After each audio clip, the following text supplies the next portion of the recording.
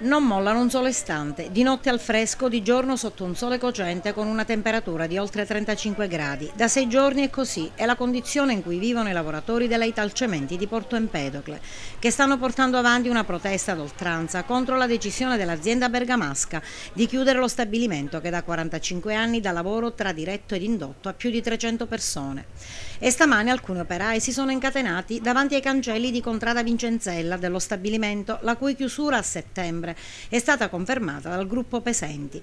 Tra loro anche il presidente della provincia Eugenio D'Orsi, che ha espresso solidarietà fattiva.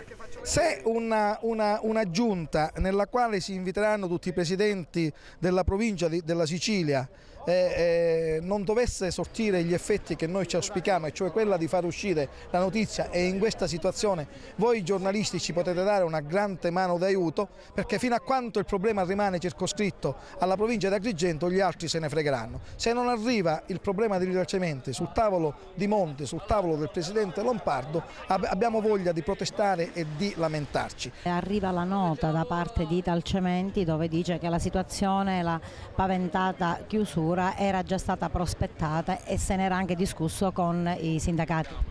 Guardi, intanto le dichiarazioni di Italcementi di ieri sera sono qualcosa di scandaloso, ma anche di provocatorio nei confronti dei lavoratori e naturalmente di tutto il territorio.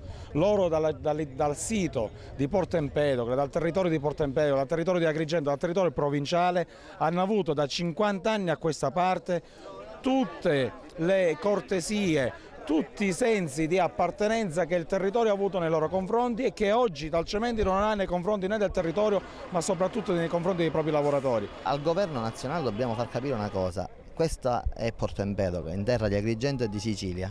Il primo momento di lotta alle mafie e alle illegalità è il lavoro, questo il Consiglio Comunale l'ha detto.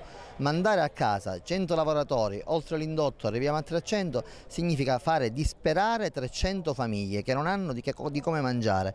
Come lottiamo l'illegalità e la mafia? Con i disoccupati, con la disoccupazione? Qui assistiamo alla regola inversa, anziché creare i posti di lavoro perdiamo quelli che abbiamo. Italcementi non avrà vita facile perché noi non ci arrenderemo facilmente e saremo tutti uniti, tutti insieme. Cosa chiedete? Che siamo disponibili a trattare tutto, a parlare di qualsiasi cosa, però non siamo disponibili a parlare di licenziamenti e di chiusura totale dello stabilimento. Per cui abbiamo rifiutato la procedura di mobilità, anche se per legge loro possono mandarci alla casa tranquillamente.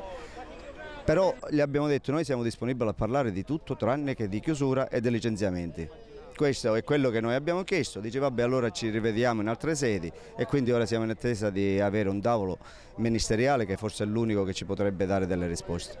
E si susseguono intanto le reazioni e le prese di posizione. In un documento la CISL di Agrigento, con il segretario Salvo Montalbano, chiede alle Italcementi un atto di responsabilità verso un territorio, quello agrigentino, tra i più poveri d'Italia per reddito e capacità produttiva. Noi manterremo la lotta, conclude Montalbano, al fianco dei lavoratori.